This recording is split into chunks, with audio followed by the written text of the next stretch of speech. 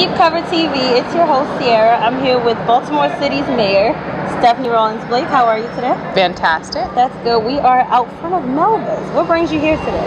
I do Mondays with the Mayor. It's a chance for me to connect with constituents in a more casual way. It's not a big fundraiser. It's not a public forum. It's not anything really formal. It's just a way to connect, to talk about the issues that are important to people in a very relaxed way. Okay, sounds good. So speaking of issues,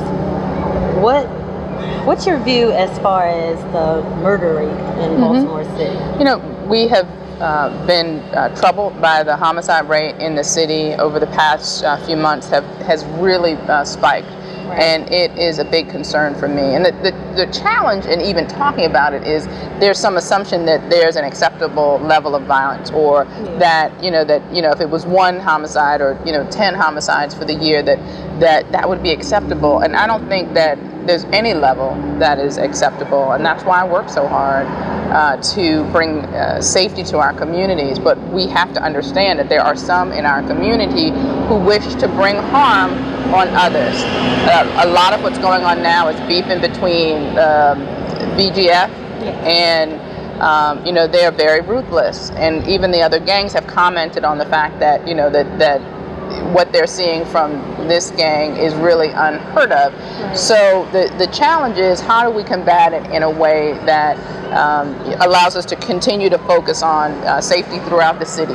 So we're focused on that small number of individuals that are causing the large majority of the problem. Today we just announced another partnership with our federal partners, ATF, FBI, Secret Service, DEA, all working to help us to identify, to build cases against these individuals so we can get them off the street. Okay, all right, sounds good. So what is your vision as far as the youth, like as far as education, entrepreneurship? Do you have any plans for the youth? So one of the things I was really proud about with our budget this year when we passed, that we were able to identify and allocate additional $4.2 million above and beyond everything that we were doing for our young people for out-of-school time programming.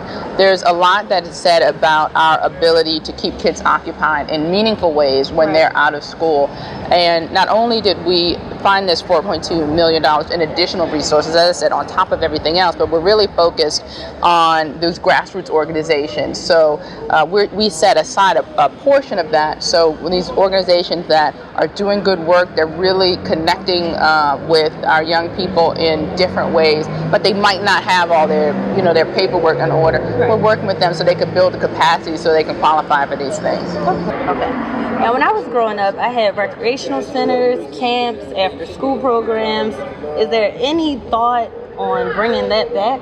Absolutely. I believe that Baltimore's children should not have to want for that type of activity. And when I talked about the $4.2 million in additional funds for out-of-school time, but I'm also making significant investment in our rec centers. The previous mayor was shutting PAL centers, really didn't have a plan for how we were going to provide for the quality recreation centers that I believe all Baltimore children deserve. I mean, I went into the recreation centers, there were, the paint was chipping, the ceiling tiles were coming down, the equipment wasn't good, many weren't being utilized because of the conditions, yet people were satisfied that they would just open, and I knew that we could do more. Right. I know, I wouldn't want my daughter to go into a recreation center like that. So if I don't want my daughter to go into it, why would I want any of Baltimore's children to do that? So I worked really hard with the community. We took a look at all of the recreation centers. We made a plan for how we were going to expand recreation centers. We built the first new recreation center in 10 years in Morrill Park.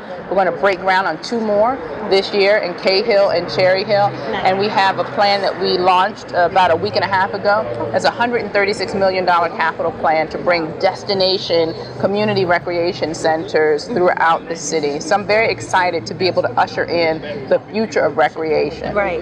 Well, thank you. Thanks for bringing it back. and we have free camps at 39 different rec centers this year. Yeah, with breakfast, lunch, and dinner. Nice. I remember. Now I will say that I remember my mom paid a ton for me to go to camp. But that's great. That's awesome. And I think we have to look for ways to really use the resources we have to serve Baltimore's families. And so many families struggle with what to do with their kids during the summer. And I wanted to address 2 issues, not just the food insecurity issue, but also we wanted enriching camps, fun camps, Yes. you know, things that families would want to send their kids to. So I was very pleased that we were able to increase the number of kids that participated in the camp. We even had some youth work kids that were working alongside our rec workers. So it was a win-win-win-win. Right. Sounds good. Now I must ask, how do you feel? Well, Sheila Dixon, she's your opponent.